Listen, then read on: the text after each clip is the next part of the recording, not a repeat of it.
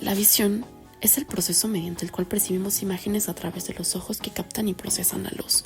Sus componentes clave incluyen los ojos, estructuras accesorias, los fotorreceptores en la retina, las vías ópticas que llevan la información visual al cerebro y la corteza visual en el lóbulo occipital. Áreas 17, 18 y 19 de Brodmann. El ojo se divide en segmentos: anterior, que contiene córnea, humor acuoso y lente, y posterior, que contiene humor vítreo y retina. Dentro de la órbita se encuentran también las glándulas lagrimales, párpados, vasos y nervios que lo nutren. El globo ocular tiene 3 capas: la fibrosa, que contiene la esclerótica y la córnea; la úvea o capa vascular, que contiene la coroides, cuerpo ciliar e iris; y la capa interna, que contiene la retina. La úvea tiene un papel importante en la nutrición y regulación ocular; la coroides nutre la retina; el cuerpo ciliar produce humor acuoso y ajusta el lente; y el iris controla el tamaño de la pupila para regular la entrada de luz. El humor acuoso es producido en el cuerpo ciliar, nutre y mantiene la presión intraocular, drenándose a través del canal de Sechlen. La retina convierte la luz en señales nerviosas y contiene el disco óptico, donde se origina el nervio óptico y la mácula, con la fobia en su centro, responsable de la alta resolución visual. Órganos oculares accesorios. Tenemos músculos extrínsecos del globo ocular, aparato lagrimal y aparato de protección. Los músculos extrínsecos son recto superior, inferior, medial y lateral, oblicuo superior e inferior, músculo orbitario y elevador del párpado superior.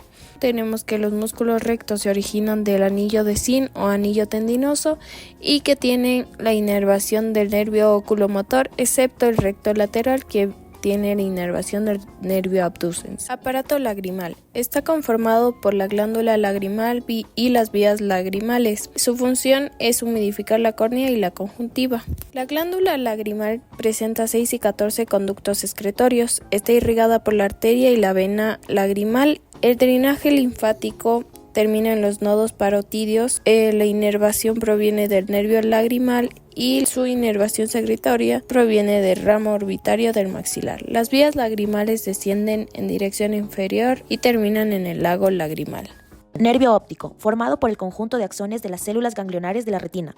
Se extiende desde su origen a nivel del polo posterior de cada globo ocular hasta el quiasma óptico, ubicado entre los nervios ópticos adelante y los tractos ópticos atrás. Se extienden desde el ángulo posterolateral derecho e izquierdo del quiasma óptico, respectivamente, hasta el cuerpo geniculado homolateral. Variaciones ópticas. Se extienden desde el cuerpo geniculado lateral hasta la corteza visual occipital. Corteza visual primaria y secundaria. Se encuentra a ambos lados del surco calcarino en la cara medial del lóbulo occipital del cerebro. Arteria oftálmica. Se origina de la última convexidad anterior de la arteria carótida interna a nivel de la base de cráneo.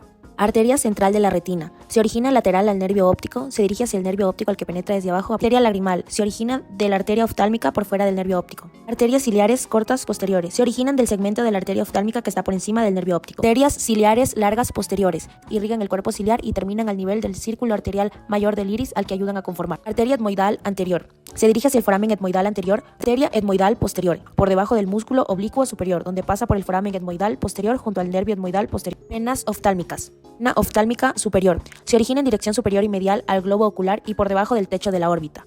Vena oftálmica inferior. La más pequeña de las dos venas oftálmicas y está ubicado a nivel de piso de la órbita. Audición. El oído recibe ondas sonoras y las transmite hasta los centros nerviosos, el cual es el vestíbulo coclear, la rama coclear para la audición y la rama vestibular para el equilibrio.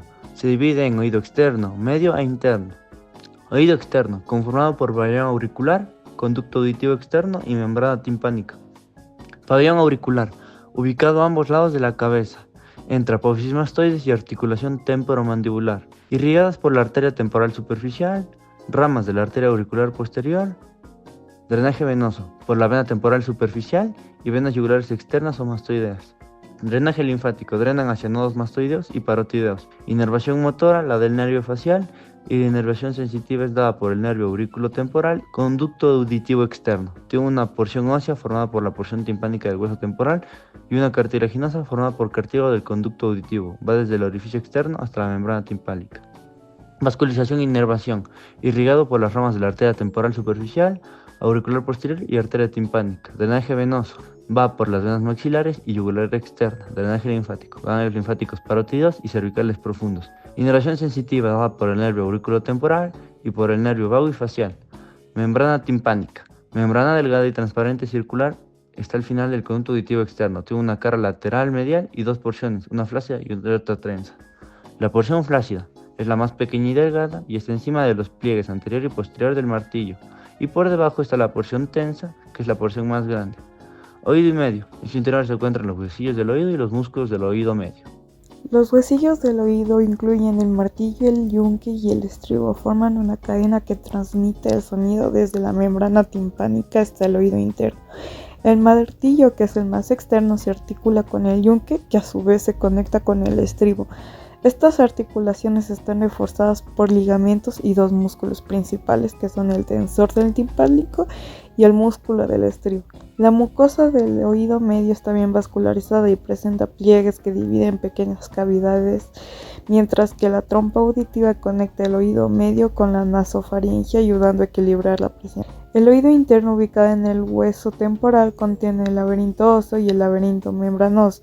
El laberinto óseo está formado por el vestíbulo y los conductos semicirculares y la cóclea. La cóclea es un canal en espiral que contiene dos rampas, la vestibular y la timpánica, comunicadas en el helicotrema. El conducto auditivo interno, por donde pasan los nervios faciales y vestíbulo coclear, conecta con la cóclea y el vestíbulo con el sistema nervioso.